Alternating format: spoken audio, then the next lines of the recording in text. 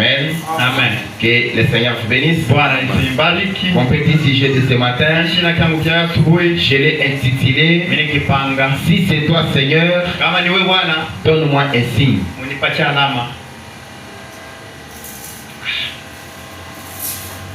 Amen. Amen. Mon sujet de ce matin, si c'est toi Seigneur, donne-moi un signe qui me rassurera que c'est toi. Ce matin, j'aimerais que tu arrêtes à toi. Soit de demander à Dieu si c'est toi qui me parles de cette chair. Donne-moi un signe qui me rassurera que c'est toi Dieu.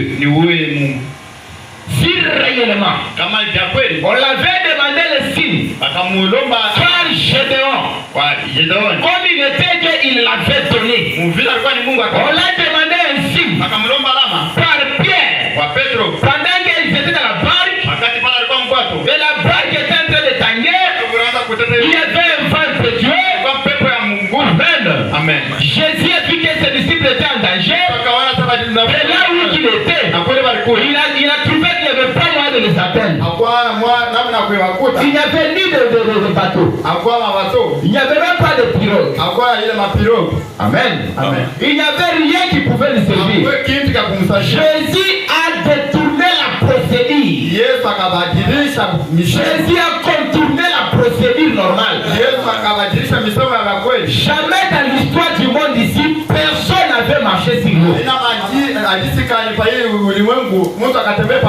Il était le premier à le faire. Comme c'était un grand miracle devant eux, voilà Pierre qui avait assez de foi. Pendant que les autres pleuraient que non, c'est un fantôme. Comment se fait-il? Un homme qui pèse plus de 50 kilos marcher au-dessus des eaux.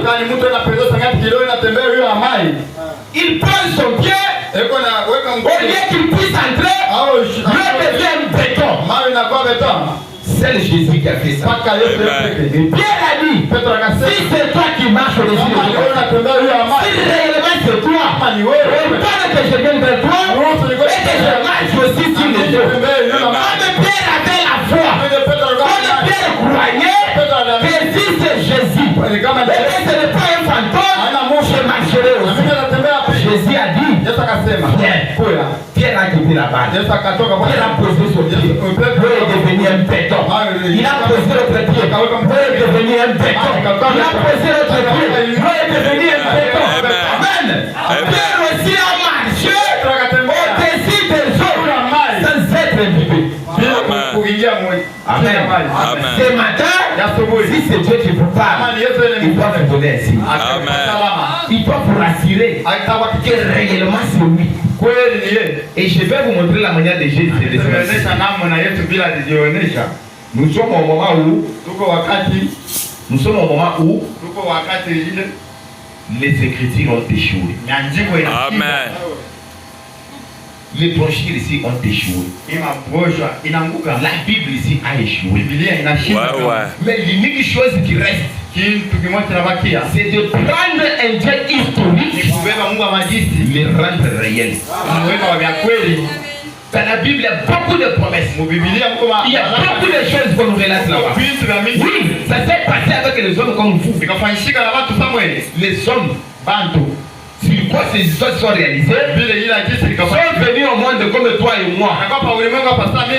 Ils ont reçu le même Saint-Esprit que moi et toi on a reçu.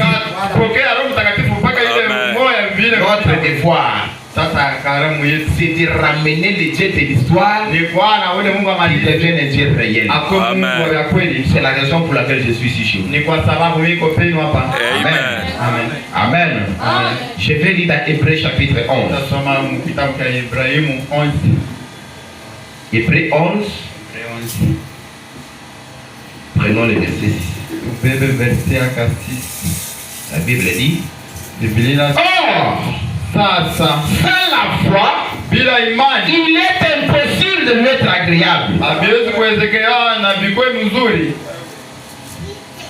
Car Kwa sababu il faut que celui qui s'approche de Dieu croit que Dieu existe et qu'il est le rémunérateur de ceux qui le cherchent. Amen. Soyez de l'expectative. Soyez de l'expectative. Attendez-vous à quelque chose. Vous allez la recevoir. Amen. Sans la foi, comme tu es entré, c'est comme ça que tu vas sortir. Si tu es venu malade, tu dois être préoccupé par la guérison. Si tu es entré si pauvre, tu dois être préoccupé par la richesse. Si tu es entré si pécheur ou perdu, tu dois t'attendre à recevoir le Saint-Esprit. Il y a tout ici. Sauf ce que vous n'avez pas besoin. Hébreux 13:8 dit, Jésus-Christ est le même hier, aujourd'hui et éternellement. Ce qu'il a fait hier, il va le faire aussi. Amen. Je vous ai dit le vendredi qu'il y a un mystère en disant Amen. Amen.